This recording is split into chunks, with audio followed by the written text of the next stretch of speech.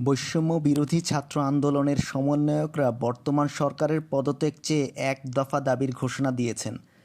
শনিবার শহীদ মিনারের সামনে সমন্বয়ক নাহিদ ইসলাম, সার্জিল আলম ও মামুন এ বিষয়ে তাদের ঘোষণাপত্র প্রকাশ করেন। তাদের পক্ষে নাহিদ ইসলাম ঘোষণাপত্র পড়ে শোনান, এরপর তিনি স্লোগান দিতে থাকেন।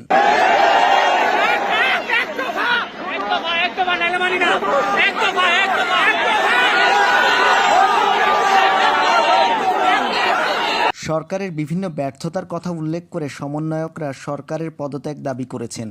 এছাড়া বর্তমান সরকারের পদত্যাগের পর একটি জাতীয় সরকার গঠনের আহ্বান জানিয়েছেন তারা। তাদের এই বিষয়ক ঘোষণাপত্রটি নিচে হুবহু প্রকাশ করা হলো।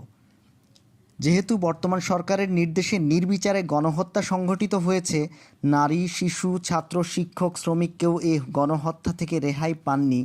যেহেতু সরকার এ হত্যাযজ্ঞের বিচার করার পরিবর্তে নির্বিচারে ছাত্র জনতাকে গ্রেফতার ও নির্যাতন করেছে, যেহেতু সরকার আইনশৃঙ্খলা রক্ষাকারী বাহিনী প্রাণঘাতী আগ্নেয়াস্ত্র ব্যবহার করে হত্যাযজ্ঞ সংগঠন করেছে, যেহেতু ছাত্র, শিক্ষক, শ্রমিক, মজুর সহ আপামর জনগণ মনে করছে এ সরকারের অধীনে নিরপেক্ষ বিচার এবং তদন্ত সম্ভব নয়, সেহেতু আমরা বর্তমান স্বৈরাচারী সরকারের পদত্যাগের এক দফা দাবি ঘোষণা করছি। একই সাথে সকলের নিকট গ্রহণযোগ্য ব্যক্তির নেতৃত্বে একটি গ্রহণযোগ্য ও অন্তর্ভুক্তিমূলক জাতীয় সরকার গঠনের দাবি জানাচ্ছি।